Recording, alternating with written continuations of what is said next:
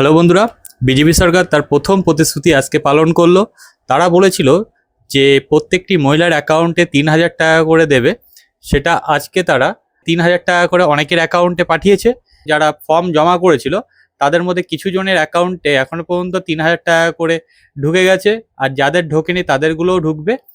তো আপনাদের একটা প্রুফ সহ দেখাচ্ছি যে তারা তাদের প্রতিশ্রুতি কীভাবে পালন করেছে। আপনাদের একটা অ্যাকাউন্ট প্রুফ দেখাবো।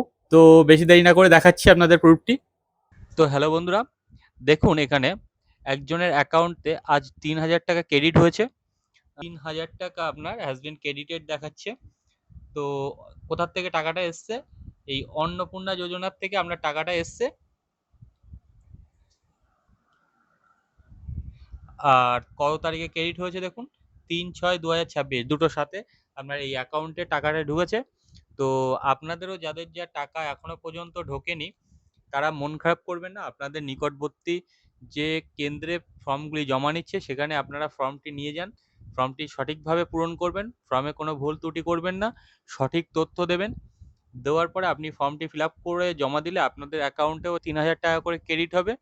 তো ফর্মটি নিয়ে অনেকের মধ্যে যে বিচলিত ব্যাপার আছে, যেখানে মানুষ ভুল করছেন আর কি, অনেক মানুষের মধ্যে যে দেখা যাচ্ছে ফর্মে অনেক জায়গায় ছোট ছোট ভুল করে রাখছেন।